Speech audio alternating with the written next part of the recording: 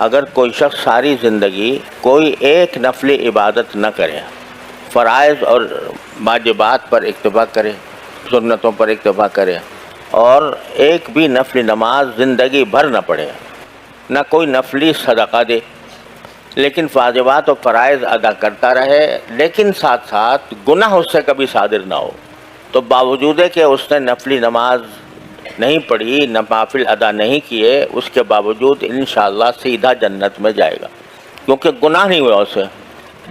اور ایک آدمی نفلی عبادتیں خوب کرتا رہے اور ساتھ ساتھ گناہ بھی کرتا رہے، تو نفع ٹوٹا برابر ہوتا چلا جائے گا، اس کی کوئی گارنٹی نہیں ہے کہ وہ سیدھا جنت میں جائے گا۔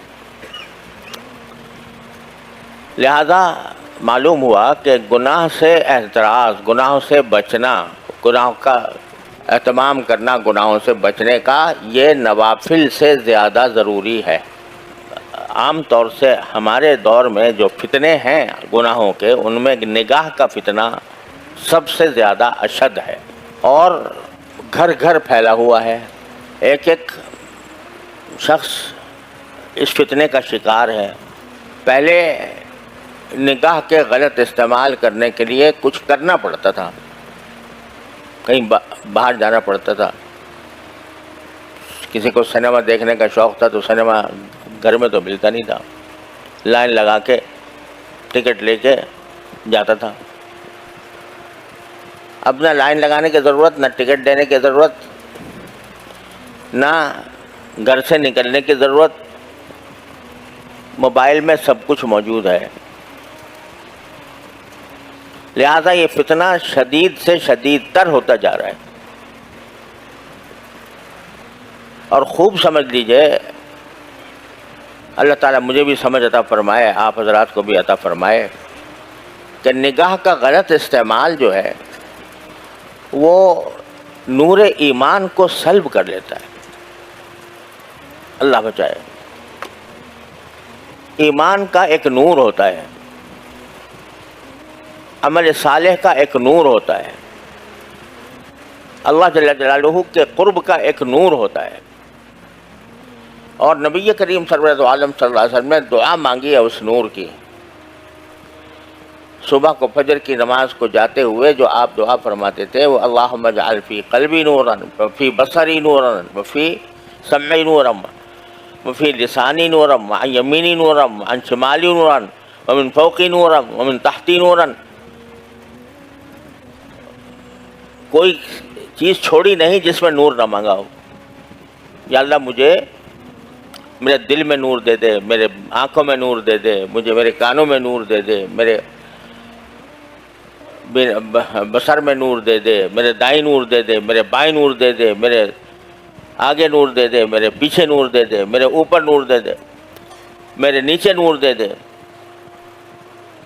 میری زبان میں نور دے دے، اور نور میرا بڑھاتے ہی چلے جائیے، وَأَعْظِمْ لِي نُورًا، اور یہاں تک کہ یہ کہہ دیا وَاجْعَلْنِي نُورًا، مجھے ہی نور بنا دیجیے۔ کیا ہے یہ نور مانگ رہے ہیں نبی کریم صلی اللہ علیہ وسلم۔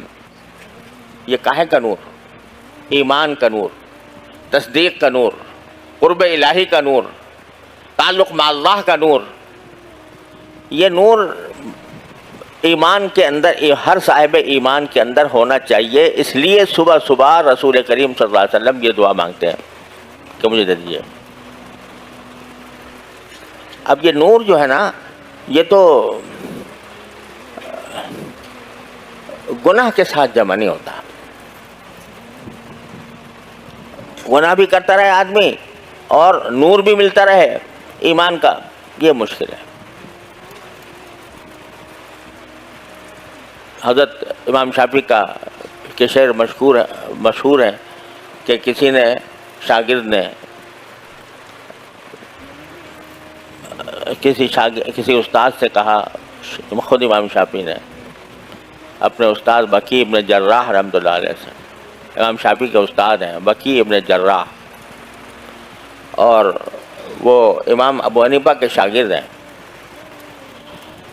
تو ان سے کہا کہ مجھے کچھ حافظے کی تقویت کا کوئی ذریعہ بتا دیجئے، کیونکہ مجھے بہت سی باتیں پڑھتا ہوں یاد نہیں رہتی. تو کہتے ہیں خود امام شافعی شعر میں کہ شکوت الی بقیع سوء حفظی فاوصانی الی ترک المعاصی. جب میں نے کہا میرا حافظہ کمزور ہے تو حضرت بقیع نے جواب میں کہا کہ گناہ چھوڑ دو تو حافظہ کبھی ہو جائے گا. کیوں؟ فإن العلم نور من الہ ونور اللہ لا یعطی لعاصی. کیونکہ علم جو ہے یہ اللہ کی طرف سے ایک نور ہے اور یہ اللہ کا نور کسی نافرمان کو نہیں دیا جاتا. تو معلوم ہوا کہ گناہ جو ہے وہ انسان کے دل سے ایمان کے نور کو سلب کر لیتا ہے. اب کیا مطلب ہے اس نور کے سلب کرنے کا؟ اس کی تفصیل میں جائیں تو لمبی چوڑی تقریر کی ضرورت ہوگی، لیکن مختصر بات یہ ہے کہ جب ایمان کا نور قلب میں پیدا ہو جاتا ہے، اللہ تعالیٰ اپنی رحمت سے ہم سب کو عطا فرما دے، تو پھر انسان جو ہے وہ اس کا خود طبعی میلان وہ طاعات کی طرف ہوتا ہے، عبادات کی طرف ہوتا ہے، اللہ تعالیٰ کے احکام کی تعمیل کی طرف ہوتا ہے، اور گناہوں کی طرف جو رغبت ہے وہ کم ہوتی چلی جاتی ہے. جتنا جتنا ایمان کا نور بڑھے گا اتنا ہی گناہوں سے نفرت پیدا ہوتی جا رہی ہے. شروع میں آدمی بتکلف نگاہ گناہ چھوڑتا ہے، دل چاہ رہا ہے، دل مچل رہا ہے، دل کی خواہش ہے، تقاضا ہے کہ یہ گناہ کر لوں، لیکن پھر وہ زبردستی اپنے اوپر زبردستی کر کے اور اپنے نفس کے خواہش کو کچل کر بچ جاتا ہے. تو جوں اپنی خواہشوں کو کچل کر بچتا رہے گا اتنا ہی ایمان کا نور بڑھتا رہے گا. پھر ایک مرحلہ ایسا آ جائے گا کہ گناہوں سے نفرت ہی ہو جائے گی. یہ مانگ رہے ہیں سرکار دو عالم کہ یا اللہ مجھے یہ نور عطا فرما دے. اب وہ ان کو سرکار دو عالم صلی اللہ علیہ وسلم تو بذات خود نور تھے. لقد جاءکم من اللہ نور وکتاب مبین، سراپا نور ہی نور تھے. اللہ تعالیٰ نے ان کو سراپا نور بنایا تھا. لیکن کیوں مانگ رہے ہیں؟ تاکہ اپنی امت کے لوگوں پر شفقت فرما کر امت کے لوگوں کو سکھائیں کہ خدا کے بندو یہ چیز مانگنے کی ہے. نور مانگو اللہ تعالیٰ سے، اور اس نور کا تقاضا کا نتیجہ یہ ہوگا کہ انشاءاللہ گناہوں سے حفاظت بھی ہوگی. گناہوں کی گناہوں سے بچنے سے نور پیدا ہوتا ہے، اور جب نور پیدا ہوتا ہے تو آپ مزید گناہوں سے بچنے کی ہمت پیدا ہوتی ہے. مزید ہمت ہوتی ہے تو مزید نور آتا ہے. یہ ایک تسلسل ہے جو بندے کو ساری زندگی جس کو حاصل کرنے کی فکر کرنی چاہیے. تو میں عرض یہ کر رہا تھا کہ نگاہ کے غلط استعمال سے کیا ہوتا ہے کہ یہ نور ایمان جو اللہ تبارک و تعالیٰ نے عطا فرمایا بندے کو، اس سے محرومی ہو جاتی. یہ آنکھ کا نور ہے نا جس سے دیکھ رہے ہو، یہ آنکھ ہی کا تو نور ہے نا. کس کا عطا کیا ہوا ہے؟ اللہ تعالیٰ کے سوا کون ہے جس نے یہ دے دیا ہو؟ مفت دے دیا، بے مانگے دے دیا، کوئی قیمت وصول نہیں کی. ساری زندگی تم اس کو استعمال کر رہے ہو، اور اتنی نازک مشین دے دی ہے کہ اس کے گل پرزوں کا اور اس کے رگ پٹھوں کا کسی کو پتہ نہیں ہے. ایک ہمارے دوست ہیں جو اللہ تعالیٰ ان کو شفائے کامل عطا فرمائے، وہ آج کل بیمار ہیں، آنکھوں کے امراض کے اسپیشلسٹ ہیں.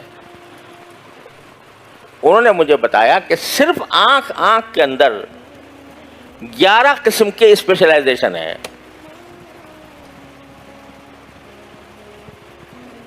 اس چھوٹی سی آنکھ کے اندر جو کائنات بنائی ہے اللہ تعالیٰ نے، اس کائنات کے جو اب تک 11 قسم کے مختلف لوگ ہوتے ہیں، جو کوئی ایک چیز کا اسپیشلسٹ ہے، کوئی دوسری چیز کا اسپیشلسٹ ہے، کوئی تیسری چیز کا اسپیشلسٹ ہے، 11 قسم کے اسپیشلسٹ ہوتے ہیں. اور جب ذرا سی کوئی کھٹک ہو جائے آنکھ میں، کوئی تنکا پڑ جائے، پھر دیکھو کیا بے چینی ہوتی ہے. اگر بینائی خدا نہ کرے کسی وقت اس میں کمی آ جائے تو انسان ساری دنیا کی دولت لٹانے کو تیار ہو جاتا ہے کہ یہ میں لٹا دوں لیکن میری یہ بینائی واپس آ جائے. بے مانگے مفت دے رکھی ہے اللہ تعالیٰ نے ساری زندگی، پیدائش سے لے کر مرتے دم تک یہ چل رہی ہے. تو اس کائنات کو، آنکھ کی اس کائنات کو اگر گناہ سے آلودہ کرو گے، اللہ کی دی ہوئی اس مشین کو اللہ تعالیٰ کی معصیت سے آلودہ کرو گے، تو اس کا چاہے تمہاری بینائی سلب نہ ہو، لیکن جو اس کے اندر اللہ نے نور ایمان رکھا ہے وہ سلب ہوتا جائے گا. جب وہ سلب ہو جاتا ہے تو اللہ بچائے انسان کی مت الٹ جاتی ہے. وہ برے کو اچھا اور اچھے کو برا سمجھنے لگتا ہے. گناہ کی ایک خاصیت یہ ہے، خوب یاد رکھنے چاہیے، اللہ تعالی ہم سب کی حفاظت فرمائے.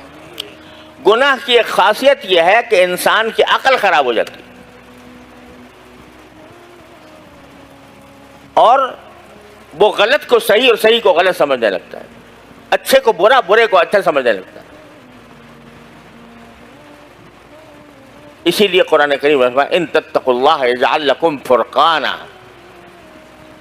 اگر اللہ سے ڈرو گے، اللہ سے ڈرنے کے معنی کیا ہے کہ اللہ کے احکام پر عمل کرو گے، اللہ نے جن گناہوں سے بچنے کی تلقین فرمائی ہے ان سے بچو گے، تو یجعل لکم فرقانا، اللہ تعالیٰ تمہیں حق و باطل میں فرق کرنے کا معیار عطا فرما دیں گے، عقل صحیح کر دیں گے تمہاری. اللہ بچائے جب عقل الٹتی ہے تو کوئی انتہا نہیں ہے اس کی. آپ لوگ سب جانتے ہیں کہ وہ لوگ جنہوں نے چاند پر سیارے اڑا دیے، چاند تک اپنی مشین پہنچا دی، جو مریخ کا شکار کرنے کی فکر میں ہے، جنہوں نے ایسی ایجادات کر دی کہ عقل حیران ہو جاتی ہے، دنگ ہو جاتی ہے. کمپیوٹر نے کیا انقلاب برپا کر دیا، آرٹیفیشل انٹیلیجنس پیدا کر دی، کیا کچھ کر دیا. لیکن یہ سب کرنے کے باوجود، یہ ساری ذہانتوں کے باوجود جب معاملہ آتا ہے جنسی تعلقات کا تو ایسا معلوم ہوتا ہے کہ بھیڑیے اور گدھ اور بدترین درندے بھی ان سے بہتر ہیں، ہے کہ نہیں؟ اور وہ اس کے لیے دلائل پیش ہو رہے ہیں، اس کے لیے عقلی دلائل پیش کیے جا رہے ہیں، اس کا فلسفہ بیان کیا جا رہا ہے، ساری دنیا میں اس کی تشہیر کی جا رہی ہے، ہم جنس پرستی کی. کیا ہوا؟ یہ ہوا کہ عقل خراب ہو گئی، مت الٹ گئی. کیوں الٹ گئی؟ اس لیے کہ جب فسق و فجور میں بڑھتا چلا گیا تو اللہ نے چل تو بھی دیکھ، تو کتے بلی سے زیادہ تیری حماقت اور تیری بے عقلی کتے بلی سے زیادہ ہو جائے گی. تو گناہ جو ہے وہ جہاں گناہ عذاب کا اللہ بچائے مستوجب ہوتا ہے، وہاں اس کی ایک خاصیت یہ ہے کہ مت الٹی کر دیتا ہے. وَمَن يُضْلِلِ اللَّهُ فَلَا هَادِيَ لَهُ، جسے اللہ گمراہ کر دے اس کو کوئی ہدایت نہیں دے سکتا. تو اللہ تعالیٰ زبردستی ظلمن تو گمراہ نہیں کرتا کسی کو. اللہ تعالیٰ تو ہدایت کا پیغام دیتا ہے، ہدایت کے راستے بتاتا ہے، گمراہ تو نہیں کرتا. گمراہ کرنے اللہ تعالیٰ کو شوق نہیں ہے گمراہ کرنے کا. ما یفعل اللہ بعذابکم ان شکرتم وآمنتم، اللہ تعالیٰ خود کہتا ہے تمہیں عذاب دے کے میں کیا کروں گا اگر تم شکر گزار بنو اور ایمان کے تقاضوں پر عمل کرو. تو اللہ جل جلالہ نہیں چاہتے کہ تم گمراہی کے گڑھوں میں جا کے گرو، لیکن جب تم خود وہ راستہ اختیار کر لیتے ہو گناہوں کا، معصیتوں کا، اور اللہ کا خوف تمہارے دل سے مٹا دیتے ہو، یہ احساس مٹا دیتے ہو کہ میرا اللہ مجھے ہر وقت دیکھ رہا ہے، تو اس کا نتیجہ یہ ہوتا ہے کہ تم خود گمراہی کے گڑھوں میں جا کے گر جاتے ہو۔